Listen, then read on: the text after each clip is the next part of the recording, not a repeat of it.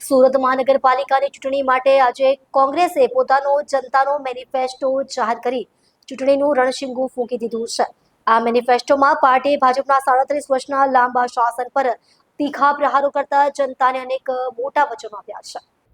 કોંગ્રેસના વચનોમાં સૌથી મોટો દાવો છે મનપામાં ખાલી પડેલી 10,000થી વધુ જગ્યાઓ પર કાયમી ભરતી કરવામાં આવશે। આનાથી હજારો બેરોજગાર યુવાનોને સીધો ફાયદો થશે તેવી પાર્ટીની માન્યતા છે। મેનિફેસ્ટોમાં મહિલાઓને ખાસ લક્ષ્યાંકમાં રાખીને જાહેરાત કરવામાં આવી છે કે મહિલાઓના નામે નોંધાયેલી મિલકતોના વેરામાં 50% સુધીની રાહત આપવામાં આવશે। આ પગલું મહિલા સશક્તિકરણને પ્રોત્સાહન આપશે તેવું કોંગ્રેસનું કહેવું છે। સુરત શહેર જેવા શહેરમાં પાણીની સમસ્યાનો અંત લાવવા માટે કોંગ્રેસે સ્માર્ટ વોટર સપ્લાય સિસ્ટમ લાવવાની વાત કરી છે। પાર્ટીએ પાણીના મીટર હટાવીને 24 કલાક પૂરતા પ્રેશરથી પાણી આપવાનું વચન આપ્યું છે। કોંગ્રેસે સુરતને લટકતા વાયરોથી મુક્ત કરવાની સાથે તાપી નદીના શુદ્ધિકરણ માટે અલગ બજેટની ફાળવણી કરવાની જાહેરાત કરી છે। ઉપરાંત રસ્તાઓની ગુણવત્તા સુધારવા માટે જનતાની સીધી સંડોવણી સાથે ઓડિટ કરાવવામાં આવશે।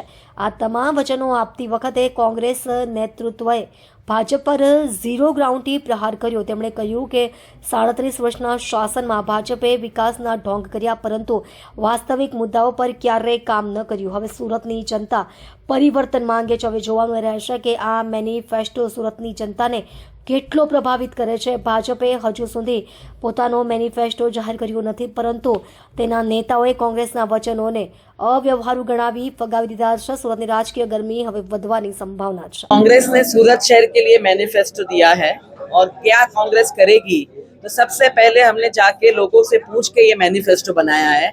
जनमंच करके हमने एक फैसिलिटी दी थी कि आप जिसको जितना प्रश्न है हमें पूछ सकते हो और वो प्रश्नों में से और सिटीजन्स को क्या चाहिए इस शहर के लिए वो पूछ के हमने ये मैनिफेस्टो बताया है।